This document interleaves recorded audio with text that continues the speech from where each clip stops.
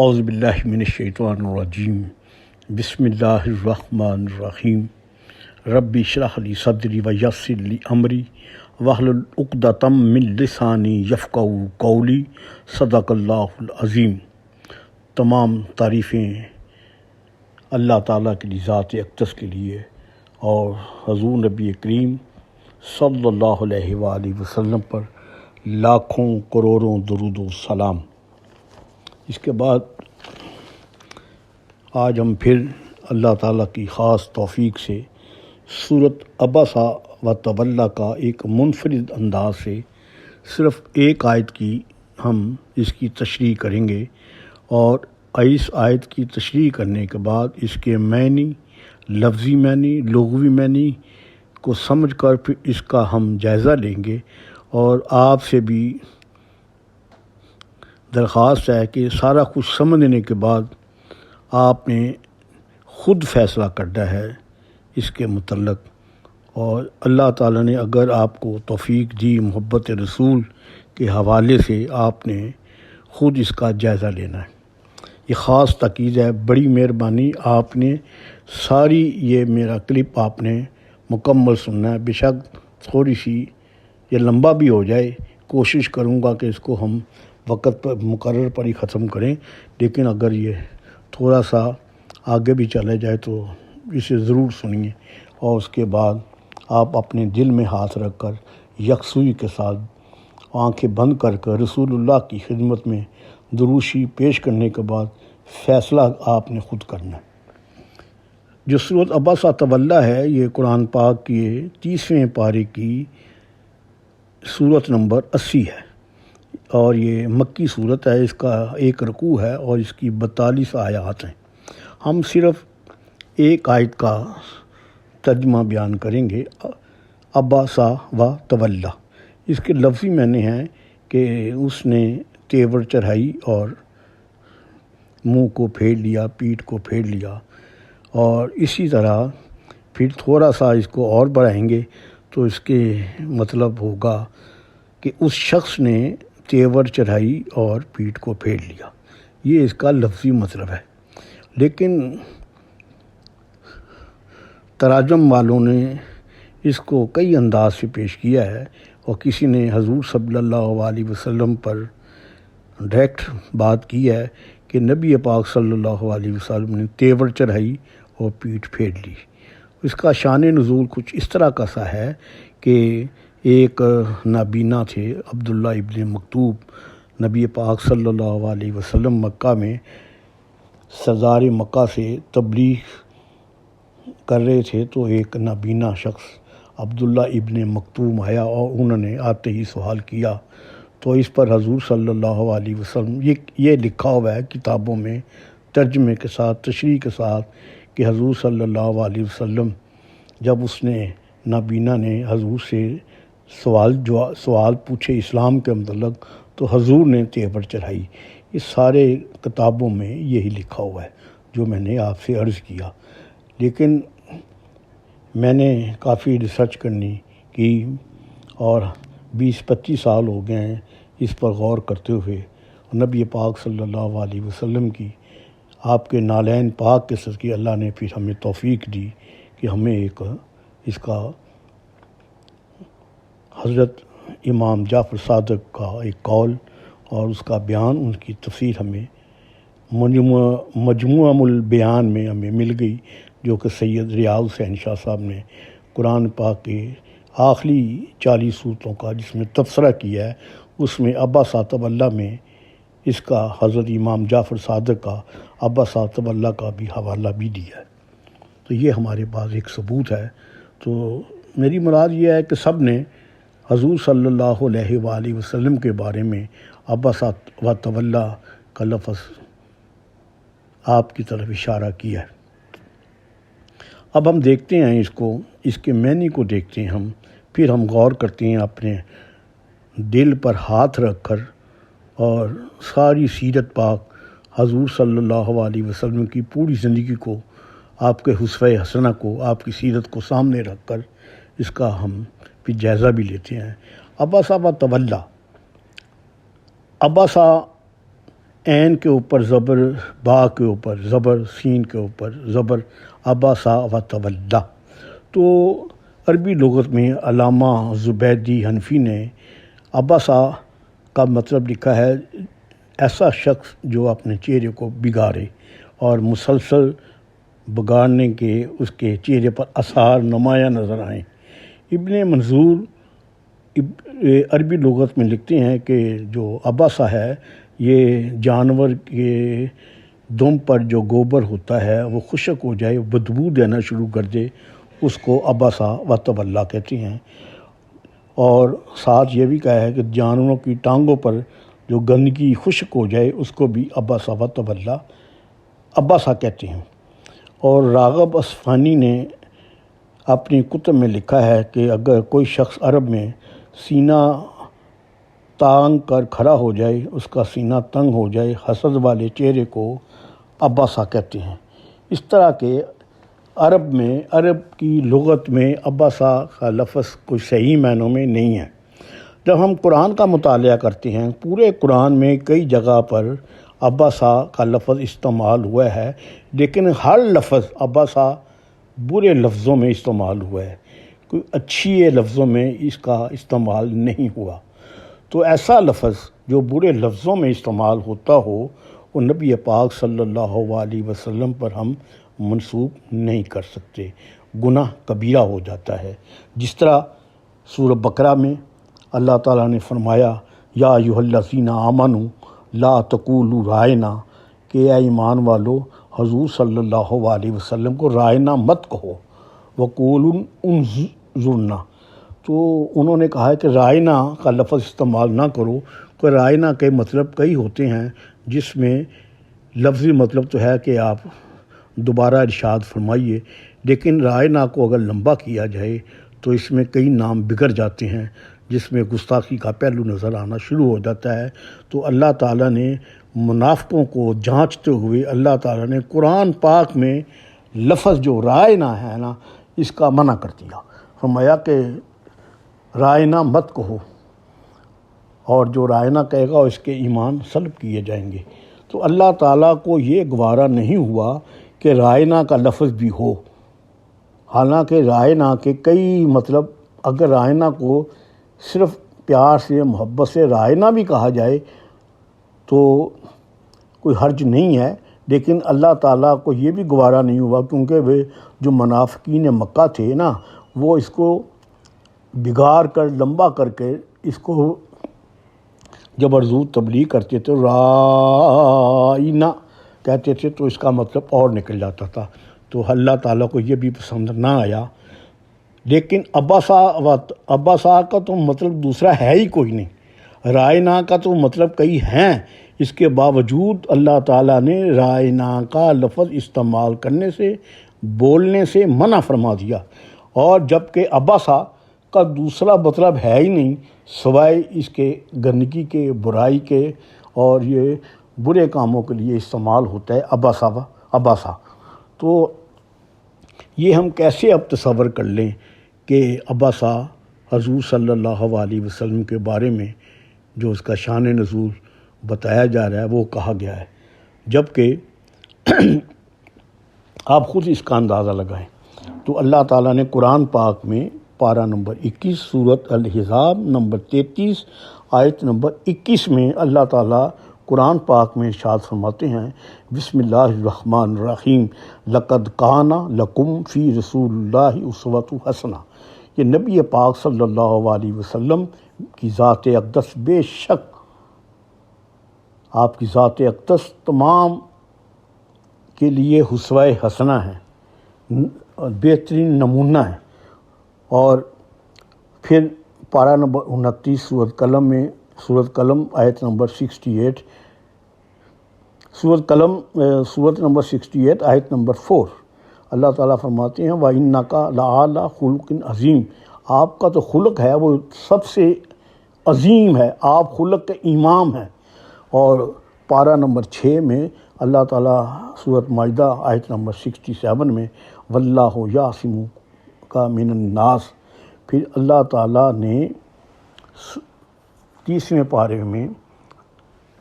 اللہ تعالیٰ آپ کے چہرے کی قسم کھا کے کہتا ہے والضحیٰ واللیل اذا سجا، مجھے تو آپ کے چہرے کی قسم ہے۔ تو اللہ تعالیٰ نے سورۃ تکویر پارہ نمبر 30 آیت نمبر 19 میں اللہ تعالیٰ فرماتے ہیں انہ لقول رسول کریم، یہ جو قرآن پاک ہے نبی پاک صلی اللہ علیہ وسلم کا، اس کریم کا، اس رحیم کا، یہ پورا قرآن آپ ہی کا تو قول ہے۔ یعنی کہ مطلب یہ ہے کہ اس میں ساری چیزیں بتانے کے بعد ابسا جو ہے نا، جو حضور کے بارے میں ابسا عتاب کا لفظ آپ کے لیے استعمال کرتے ہیں، ان کو کچھ سوچنا چاہیے، کچھ حیا کرنی چاہیے، کچھ شرم کرنی چاہیے، اور اس پر غور کرنا چاہیے کہ کیا ان کو بالکل خیال نہیں آتا، سوچتے نہیں۔ یہ جتنے بھی دیوبندی، بریلوی یا جتنے بھی مکتبہ فکر کے ہیں یا رسول اللہ کہنے والے جو مقلد ہیں یا غیر مقلد ہیں، مجھے اسے غرض نہیں ہے، لیکن صرف یہ ہے کہ ان کو سوچنا چاہیے۔ ہم یا رسول اللہ، یا رسول اللہ یہ تو نعرے لگاتے ہیں، اور لیکن عبس و تولی کے مطلب ہم حضور صلی اللہ علیہ وسلم سے منسوب کرتے ہیں۔ ان مفتی اکرام، ان علماء اکرام، ان جو گدی نشین ہیں، جو مقلد ہیں، جو غیر مقلد ہیں، مفتی ہیں، گدی نشین ہیں، ان کو یہ خیال کرنا چاہیے، سوچنا چاہیے کہ ہم کس طرف جا رہے ہیں۔ نبی پاک صلی اللہ علیہ وسلم کے بارے میں ہم عبسا کیوں آپ کے اوپر منسوب کر رہے ہیں؟ نبی پاک صلی اللہ، اگر کسی سے پوچھا جائے تو وہ کہتے ہیں جی ہمارے استاد نے لکھا ہوا ہے، وہ کہتے ہیں ہمارے پیر صاحب نے لکھا ہوا ہے، کوئی کہے ہمارے مرشد نے لکھا ہوا ہے۔ بھی تمہارے مرشد کی زیادہ عزت ہے میرے رسول اکرم صلی اللہ علیہ وسلم کی؟ آپ تو فرماتے ہیں مجھے اپنے ماں باپ اولاد سے سب سے جان سے زیادہ عزیز میری عزت ہے۔ تو نبی پاک صلی اللہ علیہ وسلم کی جو عزت ہے وہ جتنے بھی حدیث کی کتابیں ہیں وہ صحیح ہیں، جتنے بھی ائمہ اکرام گزرے ہیں وہ بالکل صحیح ہیں، لیکن ان لوگوں نے حدیثوں میں رد و بدل کر کے نہ ہمیں ہمیں ڈرایا جا رہا ہے، دھمکایا جا رہا ہے، یہ حدیث میں لکھا ہے، حدیث میں لکھا ہے۔ ہر وہ حدیث امام بخاری نے، کوئی امام حنبل نے، یا کسی امام نے، امام اعظم ابو حنیفہ نے، کسی امام نے حضور کے بارے میں کوئی ایسی حدیث نہیں لکھی جو قرآن کے ساتھ ٹکراؤ کرتی ہوگی۔ یہ بعد میں انہوں نے من گھڑت فسانے بنا کر اس کو حدیث کا حصہ بنا دیا ہے۔ کسی امام نے ایسی کوئی حدیث نہیں تحریر جو قرآن کے ساتھ ٹکراؤ کرتی ہوگی۔ اگر کوئی آج بھی قرآن کے ساتھ کوئی حدیث ٹکراؤ کرتی ہوگی ہم اس کو حدیث نہیں سمجھیں گے۔ اسی طرح جو عبسا و تولی ہے، یہ قرآن کے بارے میں، آپ کے خلق کے بارے میں ٹکراؤ ہے۔ جو چہرے پر بگاڑ آ جائے یہ خلق نہیں ہوتا۔ نبی پاک صلی اللہ علیہ وآلہ وسلم تو آپ کسی سے ہاتھ ملاتے تھے تو اس وقت ہاتھ نہیں چھوڑتے تھے جب تک دوسرا نہ چھوڑ دے، یہ آپ کا خلق عظیم تھا۔ تو حضور صلی اللہ علیہ وسلم کے بارے میں عبسا و تولی کے متعلق سوچنا، اپنے دل پر ہاتھ رکھنا، اور اس کو آپ سمجھیں، اور جہاں جہاں غلطی کی ہوئی ہے اور اس پر آپ نے غور کرنا ہے۔ خدا را میں بار بار آپ کو واسطہ دیتا ہوں کہ آپ اس پر غور کریں اور اپنے آپ کو ٹھیک کریں، اور اس لفظ کو سمجھیں، اور ان سے جو منسوب ہے اس کو اپنے ذہنوں سے نکال دیں۔ یہ یاد رکھیں، یہ جو ہے نا اللہ تعالیٰ نے جو قرآن پاک میں جگہ جگہ حضور صلی اللہ علیہ وسلم کے بارے میں فرمایا ہے کہ وَالنَّجْمُ اِذَا ہوا، قسم ہے ستارے کی جب وہ گرے، کہ ماں دلّا صاحب کم و ماں غوا،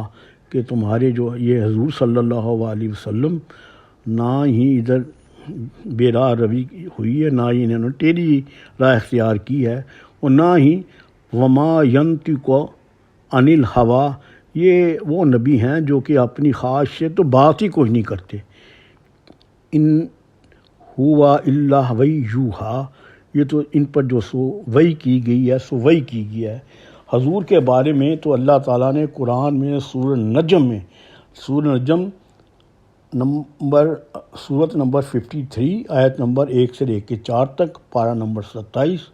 میں اللہ تعالیٰ نے حضور کے بارے میں قسم کھا کے بیان کیا ہے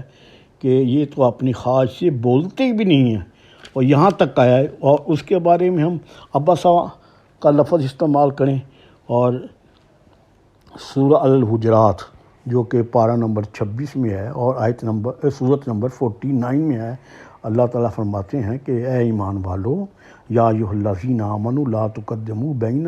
یدی اللہ ورسولہ واتقوا اللہ ان اللہ سمیع علیم. اے ایمان والو، اللہ سے ڈرو، اللہ اور اس کے رسول سے آگے مت بڑھو، اللہ سے ڈرتے رہو، یقیناً اللہ سننے والا ہے. اور ساتھ ہی فرمایا اے ایمان والو، اپنی آوازوں کو میرے نبی پاک، میرے حبیب لولاک کی آواز سے اونچی آواز بھی نہ نکالو. اگر تم نے ایسی اونچی آواز نکالی اور تمہارے ایمان کو میں ختم کر دوں گا اور تمہیں پتہ بھی نہیں چلے گا، یہ بھی کہا ہے، اور تمہیں خبر بھی نہیں ہوگی. یہ ایسی آیات ہیں جو کہ آج بھی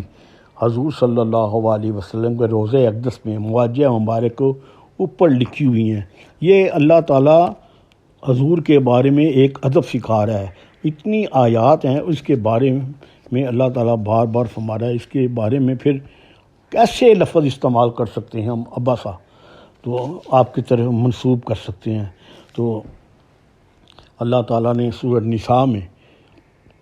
جو کہ سورہ نساء پارہ نمبر 5 اور سورت نمبر 4 اور آیت نمبر 64-65 کہ میں ترجمہ بیان کرتا ہوں کہ اس میں اللہ تعالیٰ نے فرمایا کہ ہم نے ہر ایک رسول کو صرف اس لیے بھیجا کہ اللہ کے حکم سے کی فرما برداری کی جائے. اگر یہ لوگ جنہوں نے اپنی جانوں پر ظلم کیا، یا رسول اللہ، اگر وہ تمہارے در پر آ جائیں، تمہارے پاس آ جائیں اور آپ ان کے لیے معافی مانگیں تو یقیناً اللہ تعالیٰ کو غفور الرحیم پائیں گے. اور اللہ تعالیٰ قسم کھا کے کہہ رہا ہے، مجھے قسم ہے اپنے رب ہونے کی کہ یہ جو مومن نہیں ہو سکتے.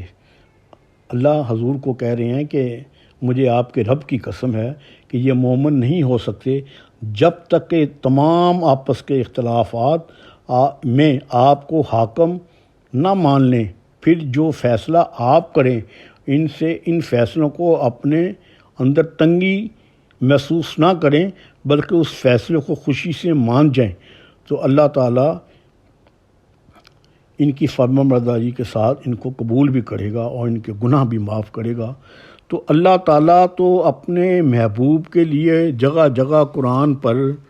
ادب سکھا رہا ہے، تو اس کے اتنا ہونے کے باوجود وہ کیسے ابسا وتولی جو ہے وہ حضور صلی اللہ علیہ وسلم کے بارے میں یہ کہا جاتا ہے. آپ ذرا خود اس کا اندازہ لگائیں کہ کیا ہمیں اس بارے میں غور کرنا چاہیے کہ جو ابسا وتولی جن لوگوں نے، جن مفتیوں نے، جن علماء نے، جن گدیوں نشینوں نے، جن پیروں نے، جن رہنماؤں نے جو کہ علماء سو ہیں، علماء حق کی بات نہیں کر رہا، اور انہوں نے حضور کے بارے میں ابسا کہا ہے. لیکن جو عاشقان مصطفیٰ صلی اللہ علیہ وآلہ وسلم ہیں، حضرت امام جعفر صادق مجموع البیان میں بیان فرماتے ہیں کہ ابسا تولی جو ہے نا، یہ ایک ڈھیٹ شخص تھا جو کہ اشرفیہ کے سردار مکہ میں بیٹھا ہوا تھا، اور کسی نے آواز لگائی، اس نے یہ بھی گوارا نہ کیا کہ کوئی ہماری محفل میں آ جائے، تو اس کے چہرے پر یہ تیور آئے، اس نے پیٹھ کو پھیر لیا. اور زیادہ امکان ہے بنو امیہ میں سے مغیرہ کے بارے میں یہ آیت نازل ہوئی، جب کہ ہم نے اس کو حضور صلی اللہ علیہ وآلہ وسلم کے بارے میں اس کو منسوب کر دیا. جو ایک تفسیر نگار جو تھے دمشق کے، اور انہوں نے حسن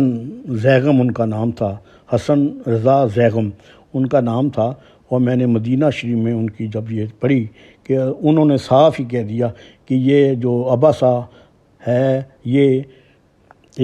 بنو امیہ کا ایک ڈھیٹ شخص تھا جس کے بارے میں اللہ تعالیٰ نے